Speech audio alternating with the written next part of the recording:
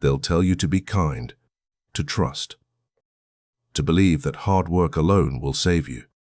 But no one ever warns you what kindness really costs. That the world isn't fair, that people don't care about your morality, they only care about their advantage. This chapter is about seeing clearly, about stripping away the illusions you've been fed since childhood. By the end, you'll start to understand why most people fail, not because they're unlucky, but because they never saw the rules they were playing by. And once you see them, your life can never be the same. The first truth is simple, and yet most ignore it until it hits them too late. The world does not reward virtue. It rewards strategy. People will smile at you while they stab you in the back. They will praise your honesty while they exploit your trust. They will appear loyal until their needs outweigh their loyalty. And that's not evil, it's human. Self-interest is not a flaw, it's the engine of survival. Think about history. Julius Caesar trusted the men closest to him. He believed in loyalty and friendship. And one morning, in the Senate, those same men ended his life. His crime was not arrogance or ambition. It was believing that people's words always match their intentions. Today, the same lesson applies in offices, in friendships, and in relationships. People will take what they can, when they can, and often without a second thought. The naive cling to fairness as if it were armor. But fairness cannot protect you from cunning. Kindness cannot shield you from manipulation. And honesty cannot stop betrayal. Those who survive and thrive learn to see beyond the surface. They study people. They listen to tone, watch movements, notice small inconsistencies. They read between the words. Every smile, every compliment, every gesture carries meaning if you are willing to look for it. This is the awakening, realizing that appearances are often masks. People are not always what they seem. That quiet friend who never complains might be waiting for your mistake. That mentor who seems selfless might be calculating how to use you. Even the closest family can act against you if circumstances demand it. Nothing is sacred. Everything is a test. Strategy begins with observation. Not judgment, not anger, not paranoia, but careful, calm observation. Watch, wait, and understand. Notice how people react under pressure, how they behave when no one is looking. Pay attention to motives more than words. This is not pessimism. It's preparation. Knowledge of human nature is the difference between being vulnerable and being untouchable. There is also a deeper truth. You must study yourself. If you are blind to your own weaknesses, the world will exploit them without mercy. Pride, desire, fear, and attachment. These are the levers others will use against you. A man who masters himself gains clarity. He does not act impulsively. He does not trust blindly. He does not surrender to emotion at the cost of survival. Machiavelli wrote that it is better to be feared than loved if you cannot be both. Not because fear is noble, but because reality is indifferent. The world will not bend to sentiment. If you rely on kindness or goodwill alone, you are inviting failure. But if you understand the rules of perception, if you learn when to act and when to hold back, you gain control over your fate in ways most people never will. Consider the modern world, social media, office politics, even casual friendships. These are battlegrounds for influence. Words are weapons. Smiles can hide intentions. Promises can be empty. Those who play blindly will be blindsided. Those who watch, listen, and calculate will find themselves ahead. Strategy is not cruelty, it is foresight. It is the difference between living passively and commanding your life. This awakening is not comfortable. It can be lonely. It can make you question everyone around you. People you once trusted will feel different, and some will feel smaller. That's part of the process. Clarity requires detachment. You cannot navigate the world effectively while clinging to illusions. The moment you accept this, you see not just the dangers, but the opportunities. You learn who can be allies, who must be observed, and who will always threaten you. In life, there is no perfect morality. There is only survival, and above it, power. And power is earned by understanding people better than they understand themselves. The first step toward that power is awakening, seeing the world clearly and seeing yourself clearly within it. When you stop pretending the world will play by your rules, you gain something far more valuable than comfort. You gain foresight. The awakening is harsh. It asks you to discard old comforts, to question those you once trusted, and to face the reality that most people act from self-interest. But it also offers the greatest gift: clarity. Once you see people as they truly are, self-serving, unpredictable, dangerous, you stop being their victim. You begin to anticipate, to adapt, to navigate with intention. And in that clarity, the first spark of real power is born. The world has always been ruled by those who see what others cannot. Not the strongest, not the kindest, not the luckiest, but those who understand the rules beneath the surface. Knowledge is not just power. It is survival. And the awakening is the moment you finally hold it. To survive, you must strip the world of illusions. Weakness is invisible to the naive and fatal to the unprepared. The awakening is not pleasant. It is the moment you see people as they truly are, unpredictable, self-serving, and dangerous. But in this vision lies your first power, clarity. The rest is strategy. Once you see the world clearly, the next truth is unavoidable. It is darker than you ever imagined. Not in the movies, not in stories, but in quiet moments, in decisions made behind closed doors, in the subtle calculations of everyone around you. People are not just self-serving. They are fragile, fearful, and sometimes cruel. They act out of desire, jealousy, and instinct, not morality.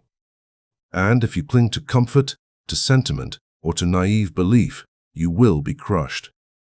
The descent begins when you stop pretending the world is fair. You realize that trust is fragile. Loyalty is transactional. Emotions are weapons. And if you do not learn to navigate this darkness, you will be manipulated before you even notice it. Even the kindest, most innocent intentions can be exploited. The world does not care about your ideals.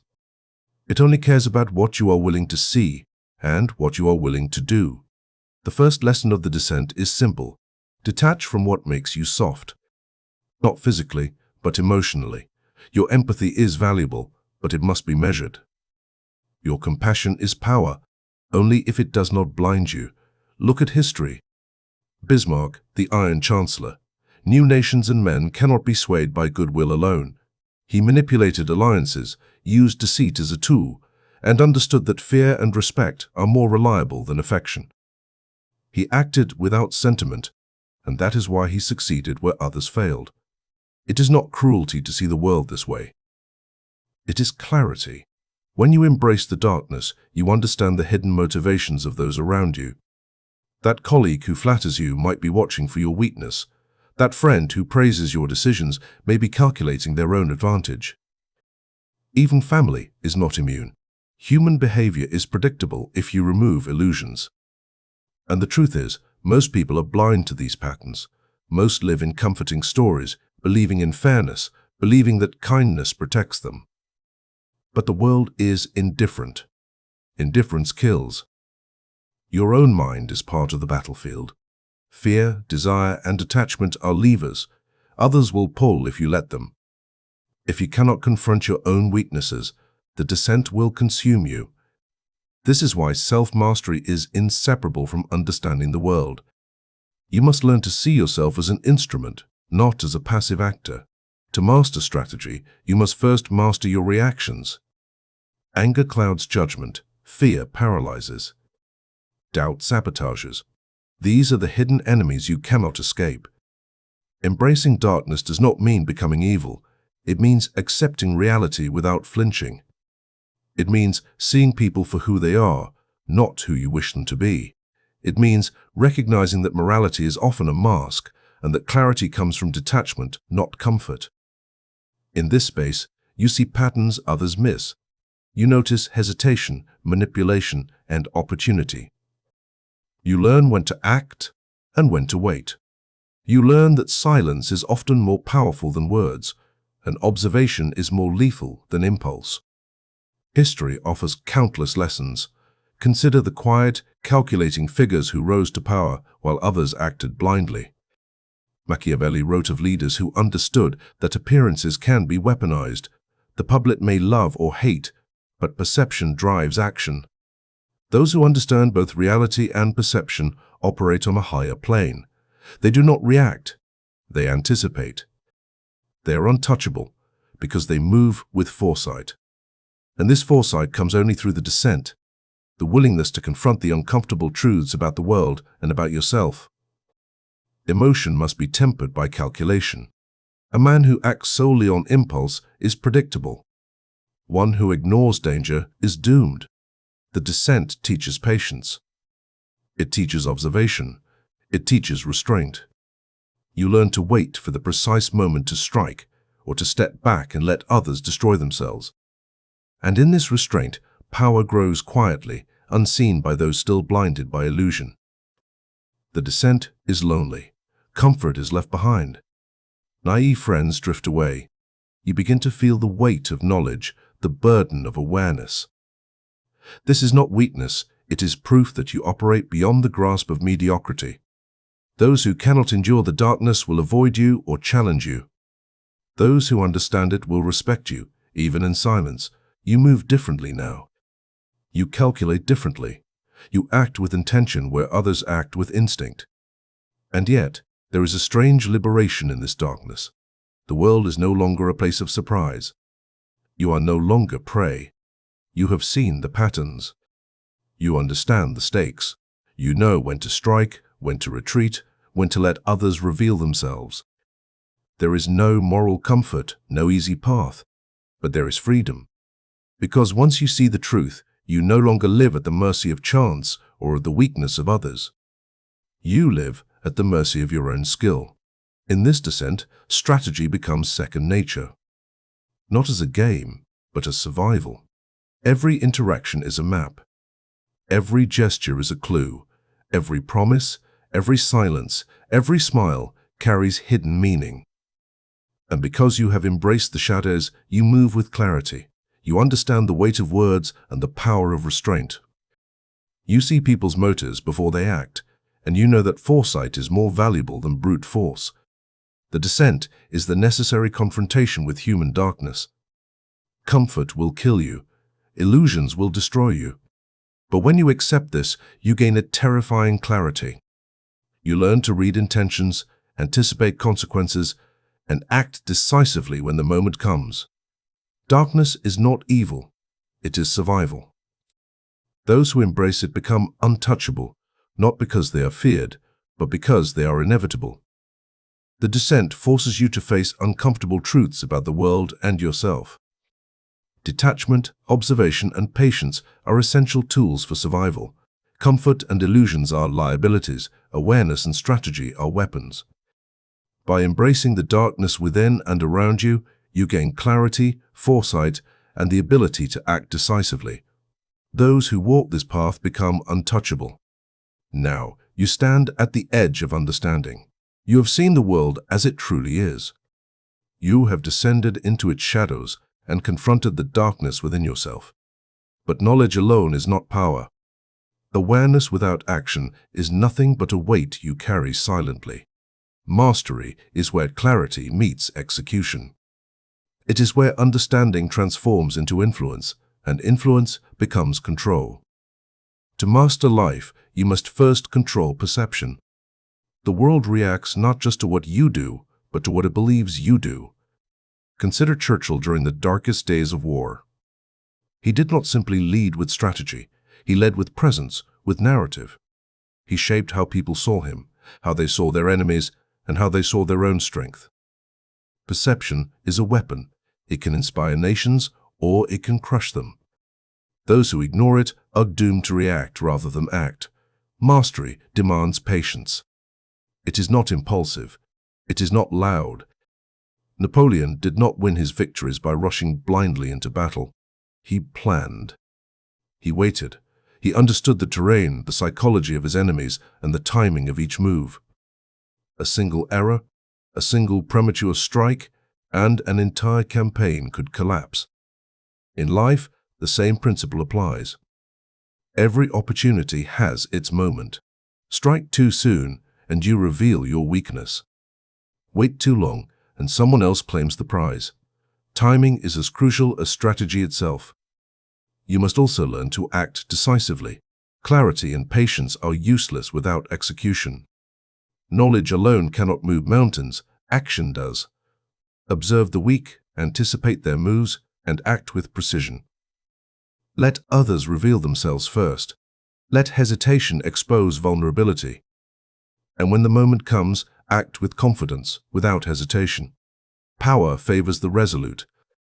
Those who falter are swallowed by circumstance, while those who act decisively shape it. Control over others begins with control over yourself. Your mind is the battlefield where victory is determined long before you face the world. Fear, doubt, and desire are the hidden enemies. They will sabotage your plans if you allow them. Discipline your thoughts. Refine your instincts. Accept discomfort as a tool, not a punishment. The master does not wait for perfect conditions. He creates them through composure, foresight, and unwavering resolve. History offers endless lessons in subtle mastery. Machiavelli wrote that a prince must learn to appear virtuous while acting pragmatically. Alexander the Great inspired loyalty, but he also understood fear and respect. Leaders who combine perception, patience, and decisive action rise above chaos because they operate on a plane few can see. They are untouchable, not because they are stronger in force, but because they are stronger in understanding. They are inevitable. Mastery also requires selective connection. Not everyone deserves your trust or your time. Some people are tools, some are obstacles, and some are allies. If handled carefully, the master observes, evaluates, and acts. Emotional attachment is a liability if it clouds judgment. Strategic connection is power. Your network, your influence, your alliances, they are as important as your skills, and they must be managed with the same patience and precision as every other element of strategy. You will find that mastery is lonely. Few can endure the discipline it requires. Comfort, sentimentality, and naive loyalty are luxuries the master cannot afford. But this solitude is not a weakness. It is evidence of elevation. While others chase approval, debate fairness, or react emotionally, you operate on foresight. You act with intention. You shape outcomes rather than respond to them. This is what separates the inevitable from the incidental. The final layer of mastery is adaptability. Life is unpredictable. The world shifts, people betray, circumstances change. The master thrives not because he controls everything, but because he adjusts without losing core purpose. He bends like the willow in the storm but never breaks. Rigidity is fatal. Flexibility paired with clarity is unstoppable. Anticipate change, and you wield it as advantage. Hesitate, and it will destroy you. Now, picture yourself in this space. You move quietly, observing. You understand motives before words are spoken. You sense opportunity in hesitation and weakness in overconfidence. Your presence is subtle but undeniable. People respond to you before they understand why. You have no need for brute force, no need for loud displays of strength. Your understanding is your weapon. Your timing is your shield, and your restraint is your power. Mastery is not cruelty. It is inevitability. It is the calm awareness that when you act, the world moves according to your plan. It is the fusion of clarity, patience, and decisive action. It is seeing the chaos, descending into it without being consumed, and emerging above it, unshaken and resolute. Mastery is not for the faint-hearted. It is forged in observation, patience, and relentless self-control. It requires sacrifice, solitude, and the courage to act where others hesitate. But in this mastery lies freedom. The freedom to shape your reality, to move through the world without fear, and to influence outcomes before they unfold. Those who achieve it are untouchable, not because they are feared, but because they are inevitable. They do not wait for the world to offer opportunity. They create it. The path to mastery is difficult, lonely, and often misunderstood. But those who walk it understand that power is not given. It is earned, built, and wielded with precision. Knowledge is the spark, observation the fuel, and decisive action the fire. Together, they forge a life beyond chaos, beyond weakness, beyond chance. Mastery is the union of clarity and action. To be strategically smart is not to play fair, but to play well. It is to see the world as it is, descend into its darkness without losing yourself, and rise above the chaos wielding your understanding as a weapon. Mastery requires patience, observation, self-control, and adaptability. Those who achieve this are untouchable, not because they are feared, but because they are inevitable.